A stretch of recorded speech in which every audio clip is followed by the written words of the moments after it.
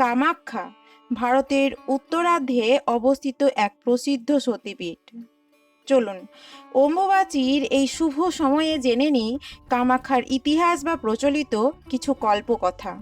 কামদেব মদন ফুলস্বর নিক্ষেপ করে ধ্যান ভাঙিয়ে মহাদেবীর রোষানলে ভস্মে পরিণত হন। তারপর দেবী রতি ও দেবদেবীগণ সকলেই শিবের কাছে কাকতি মিনতি করলে ভস্মাধার থেকে কামদেবের পুনর্জন্ম হয়। কিন্তু কামদেবের সেই কামস্বরূপ ও কান্তি আর বজায় থাকে না। দেবী রতি ও কামদেব দুজনেই আগের রূপ ফিরে পেতে মহাদেবের কথা মতো ভারতবর্ষের ঈশান কোণে নীলাচল পর্বতে চলে আসেন। সেখানে তখন সতীদেহের 51টা খণ্ডের এখনো একটা খণ্ড মহামায়ার মহামুদ্রা অনাবিষ্কৃতই ছিল। কামদেব নীলাচলে এসে মহামায়ার সেই মহামুদ্রা প্রস্তরখণ্ড রূপে খুঁজে পেলেন এবং ভক্তি সহকারে পূজাপাঠ করলেন। মহামায়া কামদেব ও রতির প্রার্থনায় তুষ্ট হয়ে তাকে তার আগের রূপ ফিরিয়ে দেন। এই যে কামদেব এখানে এসে তার আগের রূপ ফিরে পেলেন, তাই জায়গার নাম হলো কামরূপ। কামদেব তার স্বীয় রূপ ফিরে পাবার পর বিশ্বকর্মার সাহায্যে 64 যোগিনী ও 18 ভৈরব মূর্তি খোদাইকৃত এক মন্দির নির্মাণ করালেন। কামদেব এই মন্দিরকে আনন্দ আখ্যা মন্দির নামে জগতে প্রচার করলেও এটি কামাখ্যা মন্দির নামেই পরিচিতি লাভ করে। আর মহামায়া মায়ের মহামুদ্রার নাম হয় মনোভব গুহা। এর মাঝে কামাখ্যা মন্দির প্রসঙ্গে অনেক ইতিহাস থাকলেও আমরা সর্বশেষ কাহিনীটি আলোচনা করছি। আনুমানিক 1490 খ্রিস্টাব্দের কিছু পরে বিশ্বসিংহ নামে এক হিন্দু রাজা তৎকালীন কামতাপুর বর্তমানে কোচবিহারে এসে বসবাস শুরু করেন। বিশ্বসিংহ এবং তার ভাই শিবসিংহ রাজ্য বিস্তারের অভিপ্রায়ে কামরূপ অভিযান করলে দুই ভাই পথশ্রমে ক্লান্ত তৃষ্ণার্ত হয়ে পথ হারিয়ে নীলাচল পর্বতের গভীর জঙ্গলে সৈন্যদল থেকে বিচ্ছিন্ন হয়ে পড়েন। জনপ্রাণীহীন গভীর জঙ্গলে জলের খোঁজে দুই ভাই মরিয়া। সন্ধ্যা আগত, বিষণ্ণ মনে দিকভ্রষ্ট দুই ভাই তখন ভাবতে থাকেন, এই রাতে আধারে এই গভীর জঙ্গলে তাদের কপালে কি লেখা আছে কে জানে। এমন সময় তারা একটা মাটির স্তূপ দেখতে পেলেন। স্তূপের গা দিয়ে জলধারা গড়িয়ে পড়ছে। এক বৃদ্ধা সেই সীমিত জলধারের পাশে বসে পূজায় রত। দুই ভাই এগিয়ে এসে সেই বৃদ্ধার কাছে তাদের তৃষ্ণার কথা জানালে বৃদ্ধা দুই ভাইকে জল খাওয়ার অনুমতি দিলেন। প্রাণ ভরে জল খেয়ে তৃষ্ণা মিটলে দুই ভাইয়ের মনে প্রশ্ন জাগলো, এই গভীর অরণ্যে যেখানে মানুষের দেখা পাওয়া যায় না, সেখানে বৃদ্ধা এলেন কোথা থেকে?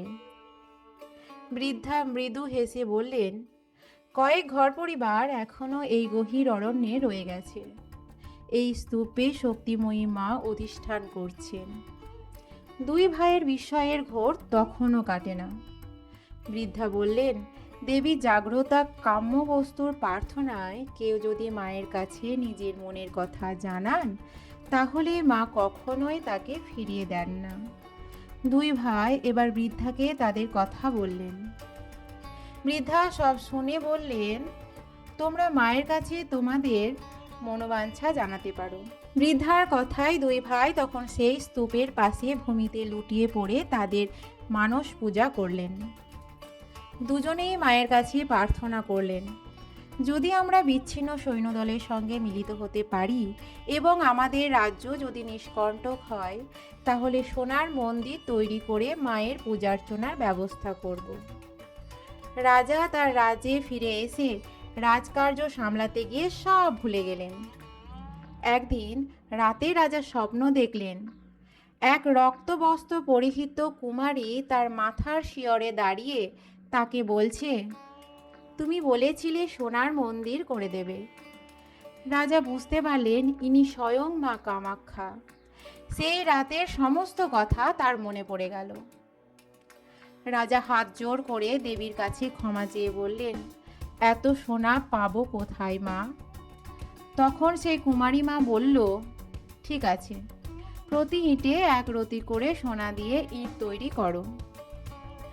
রাজা পণ্ডিত সভা ডেকে পণ্ডিতদের সামনে তিনি সমস্ত কথা ব্যক্ত করলেন। পণ্ডিতরা শাস্ত্র পুরাণাদি ঘেঁটে সিদ্ধান্তে এলেন পীঠস্তূপটি 51 পীঠের অন্যতম মহামায়া কামাখ্যা দেবীর জাগ্রত শক্তিপীঠ। এখানে মায়ের যোনি মুদ্রা পতিত হয়েছিল। এই মহামায়া মা সকল মানুষের মনের কামনা পূর্ণ করেন বলে তিনি মা কামাখ্যা নামে প্রসিদ্ধি লাভ করেছেন। এরপর রাজা বিশ্বসিংহ লোকজন নিয়ে উপস্থিত হলেন নীলাচলে। জঙ্গল পরিষ্কার করে পীঠস্তূপ খননের ব্যবস্থা করলেন।